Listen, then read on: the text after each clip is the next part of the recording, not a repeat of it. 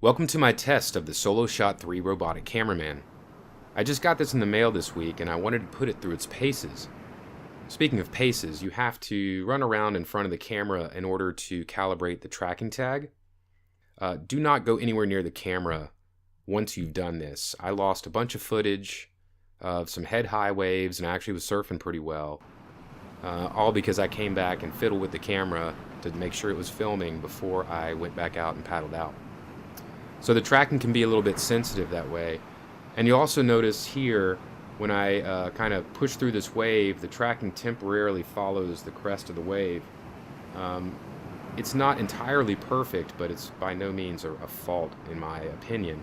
It's just something I've noticed as I was editing some of this footage, that occasionally the tracking and sometimes the centering is a little bit off with how it's following you.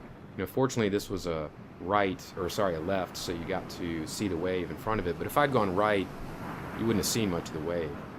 Now, it does seem to correct itself, and this does seem random as to when it happens. Here's my buddy Ben on his longboard catching a nice long one to the inside. This is pretty indicative of how weak these waves were. You can see him bumping there. We had a receding tide, is just after high. This is a dying swell. Pretty much everything bad with East Coast surfing all encapsulated, with the exception that the sun was out. It looks like a pretty day, but I'm wearing booties and gloves for the first time of the year. Air temperature was, I think, about 47. Water temps are somewhere around 56 to 58.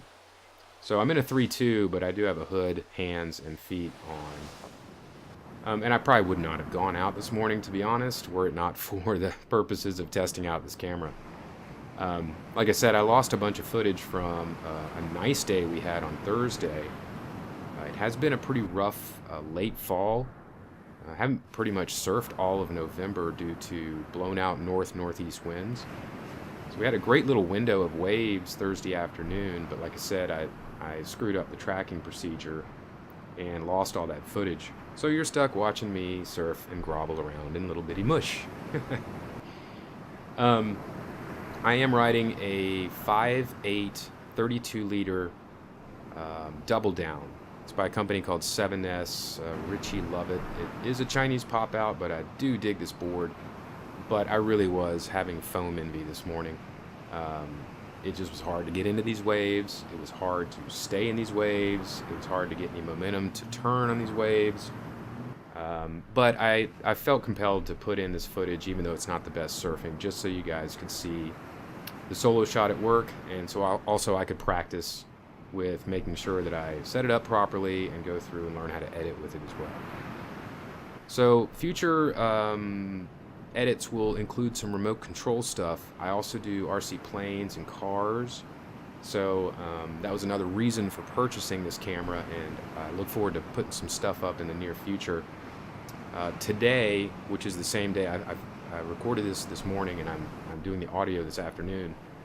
We've already got blown out southern winds and over 20 miles an hour, so things change pretty radically over here on the Outer Banks, and we get these little windows of time where we can take advantage of it, or if you snooze, you lose. And this morning it was worth getting out at 7 a.m. in the cold to get some what I call surfercise in. For those who have this camera, I'm currently filming in 1080p at 60 frames a second. There is an option for 120 frames a second, which I'm really interested in for some slow-mo stuff. And then I will try out the 4K, but I really don't have anything that plays 4K, and I know YouTube's not a big fan of it, so we'll see about some of the camera settings I may use. By the way, this is both the dorkiest feeling and the best feeling ever. If you get a chance to high-five a guy on a surfboard, I highly recommend it. Just don't film it and put it up for public viewing. Alright, so thank you all for taking the time to watch this. Hopefully future edits of surfing will be a little bit more entertaining, but I think you get an idea of what this camera can do.